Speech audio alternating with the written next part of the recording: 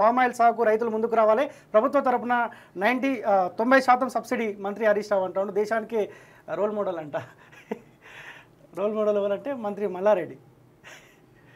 2024 విపక్షాల team ready. Karnataka CM ప్రమాణ స్వీకారోత్సవంలో విషయాలను మాట్లాడాలండి. ఈ రోల్ మోడల్ అంటున్నారు కదా, ఏ విషయంలో? అంటే క్వింటాల్లో 10 కిలోల బియ్యం నొక్కేయడమా రోల్ మోడల్ అంటే? వీళ్ళు ఏ విషయంలో రోల్ మోడల్? వీళ్ళు ఎడ్యుకేషన్ సిస్టమ్ లో అందరు ఫెయిల్ అయ్యి ప్రైవేట్ కి వెళ్ళండి అని చెప్పి రిప్రజెంట్ చేసుకుంటున్న వీళ్ళ ఫెయిల్యూర్ గవర్నెన్స్ మీద, లేకపోతే లాస్ట్ ఇయర్ వీళ్ళ వైఫల్యం వల్ల ఇంటర్మీడియట్ పిల్లల విద్యార్థుల ఆత్మహత్య వీళ్ళ వైఫల్యమా? ఏది రోల్ మోడల్? కోవిడ్ సిచ్యువేషన్ వస్తే అప్పటికప్పుడు ఉన్న హెల్త్ మినిస్టర్ ని పక్కన తొలగించడం అనేది వాళ్ళ రోల్ మోడలా? కోవిడ్ కంట్రోల్ చేయకపోవడం వీళ్ళ రోల్ మోడలా?